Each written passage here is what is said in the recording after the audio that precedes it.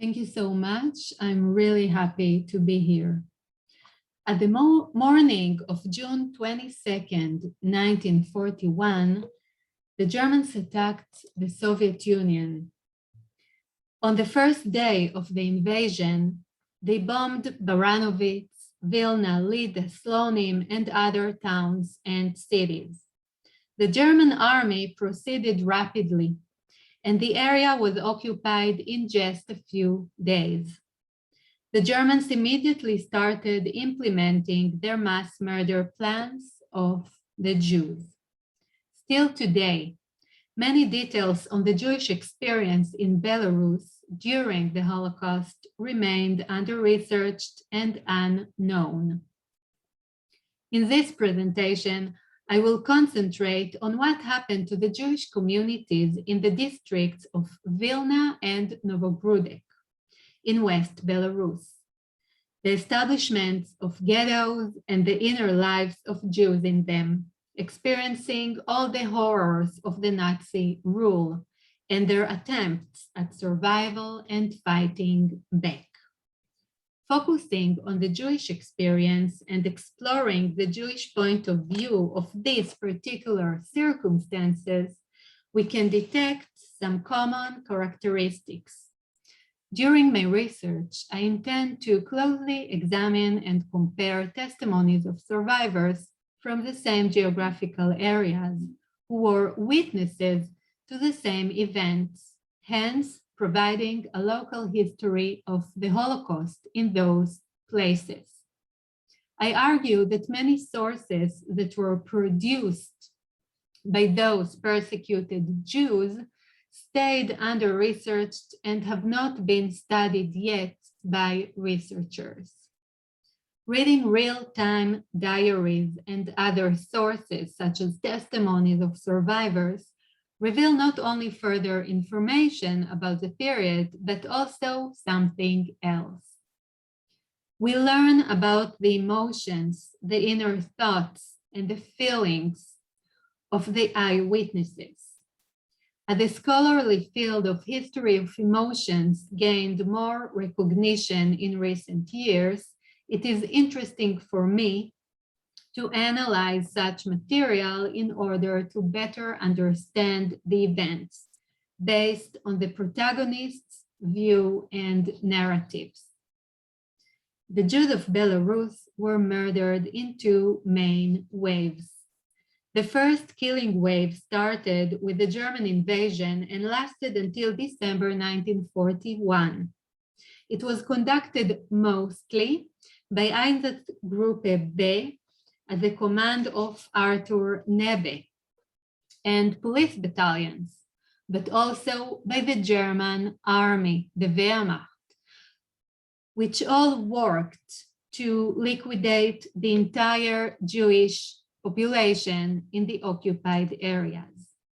In many places, the first to be murdered were the Jewish men. This fact influenced the abilities of the remaining population, mostly women, children, and elderly, to defend themselves later. As the Einsatzgruppen proceeded, the Jews were caught in their own towns and could not escape.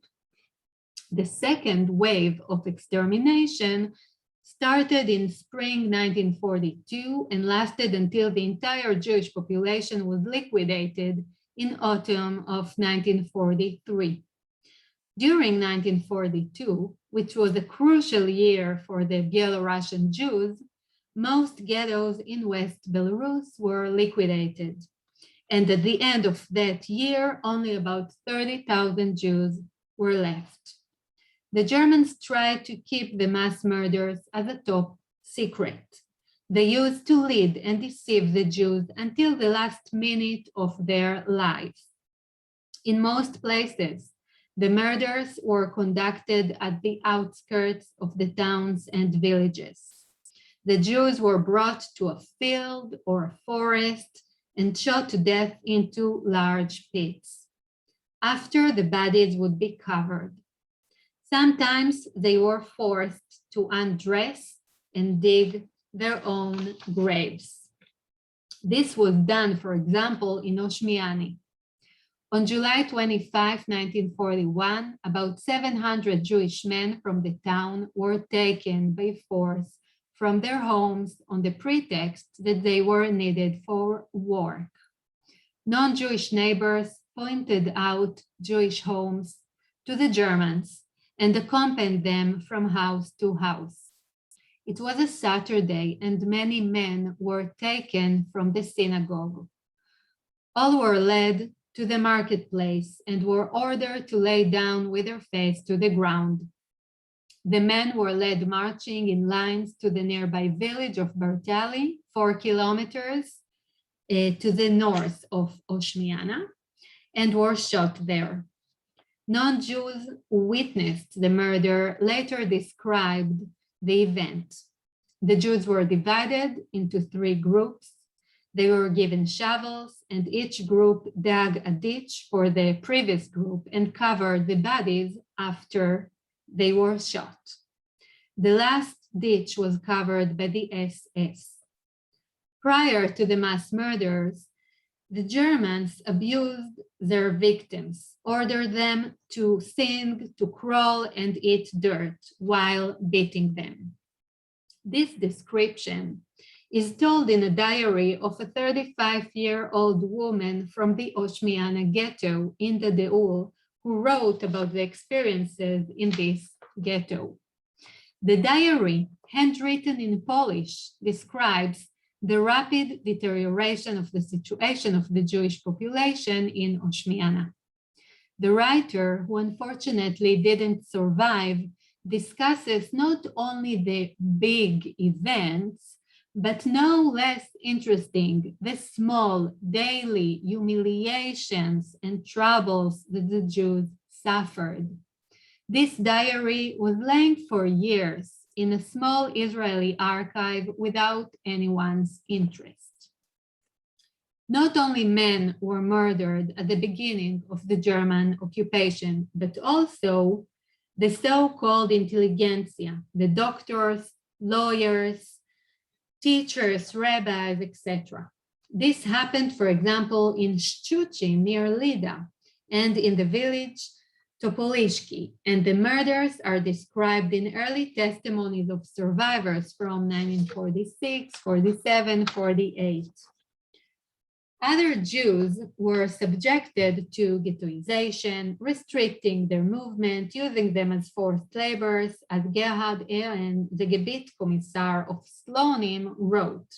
7,000 Jews from Slonim are subjected to work process. They work willingly under constant fear. Jews from small towns were deported to larger ghettos and had to find lodging. Families were separated and there was a great uncertainty, a situation that weakened them and caused them to be powerless refugees. Under these extreme situations, in almost every ghetto in Belarus, an underground organization was formed, mostly by young men and women who sought ways of resist the Germans.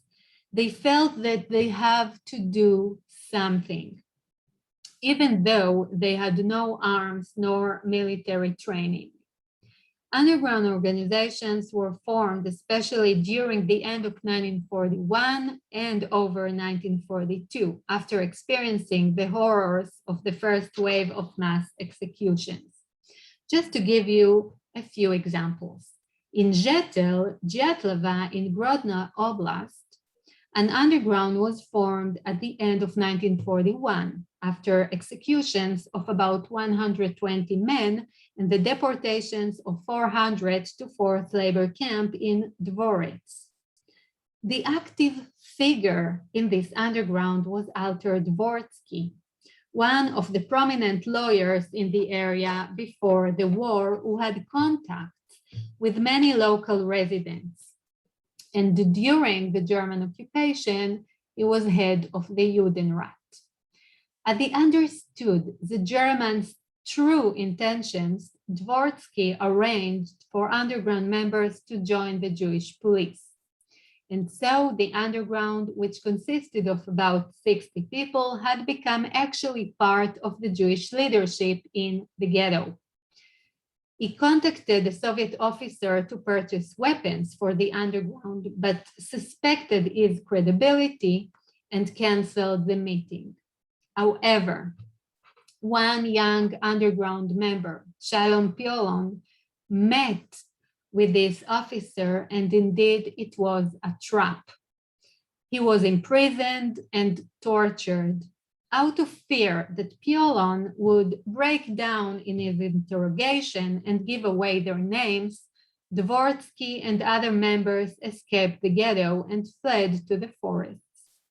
They tried to join a unit of non-Jewish partisans, but many were murdered by those partisans. Some survivors of this group managed to return to the Zetel ghetto and told what happened to Dvorsky and his friends. The Yizkor book of Zetel from the late 1950s provides much information about these events.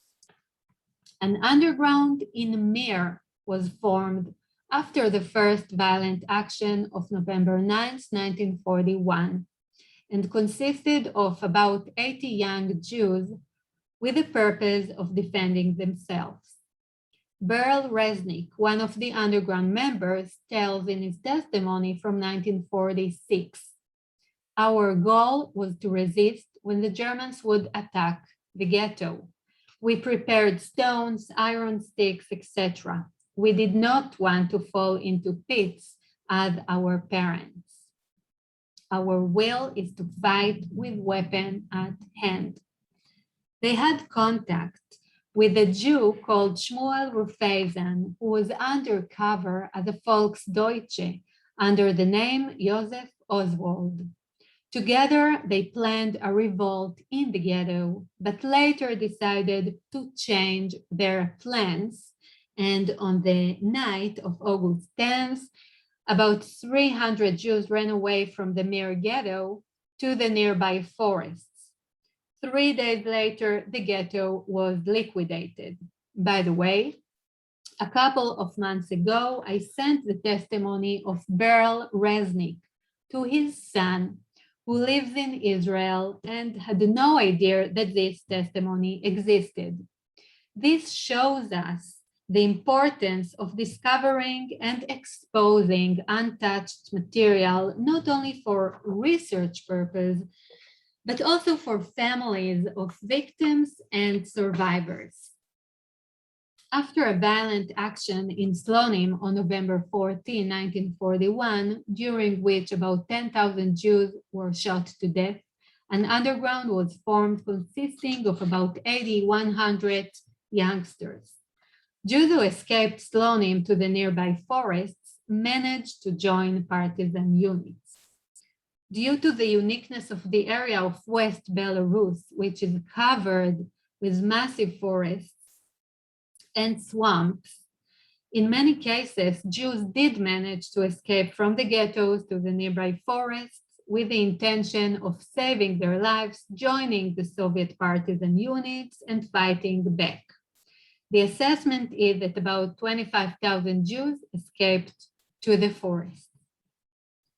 One of the unfamiliar sources that I encountered in my research is a diary that was written by a Jewish survivor who during the war was in his late 50s. David Yochevedovich was born in Slonim. He was a teacher, and during the war, he was incarcerated in the Slonim ghetto, found hiding in the Pruzhna ghetto, and escaped with his daughter Golda to the forests and joined the partisans. Before the war, he was a Hebrew teacher and principal of a school in Slonim. David had two sons, Tzvi and Moshe, both of whom were murdered during the Holocaust. He wrote his diary more or less 2 weeks after he returned to his hometown Slonim after the war. He tells about the destruction he encountered and about meetings with other surviving Jews. He writes, I only know that in Slonim, 22,000 Jews were killed during the massacres. Of this, only a few now survived, about 70 people. I walk alone through the streets of the distracted city to visit and tour my relatives and friends' homes, and I wonder if I will find one of them. But to my great sorrow, I find there only the ruins of burned houses, under which, as they say, many Jews suffocated and burned.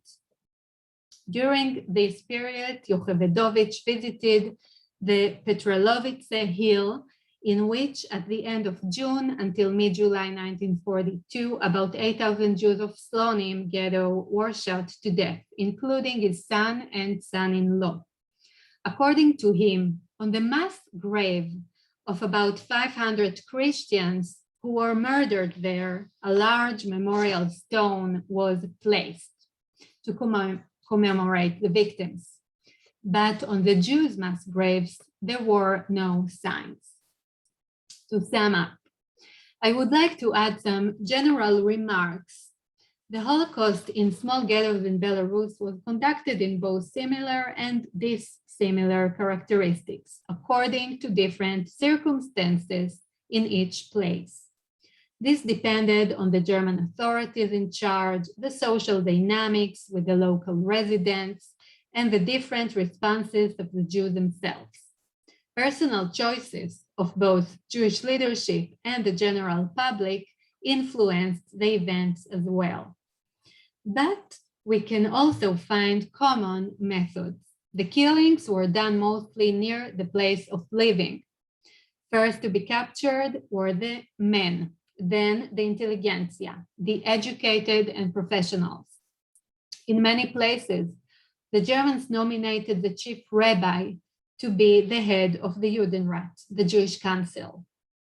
And important to note that in all places, Jews were subjected to extreme violence, unprecedented torture, separation of families, robbing of their belongings, being forced to hard labor, hunger, and thirst. We find similar descriptions of all of those in early testimonies and personal diaries.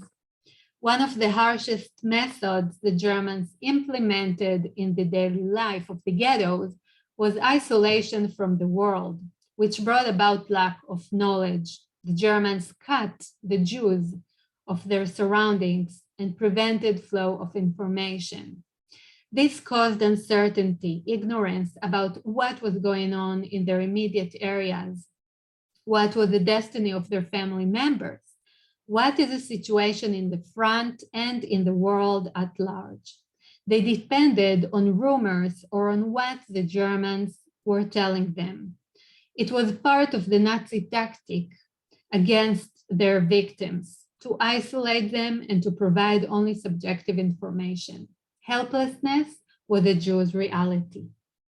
The unique nature of the Holocaust in Belarus was characterized by the symbiosis between extreme violence, mass murders, rapid deterioration of living conditions, and on the other hand, attempts to resist, fight back, and survive. In almost every ghetto in Belarus, some Jews organized themselves for resistance. What is certain is that many unfamiliar materials still await researchers to be exposed and used in order to provide more facts and stories on those under-researched places. Thank you very much.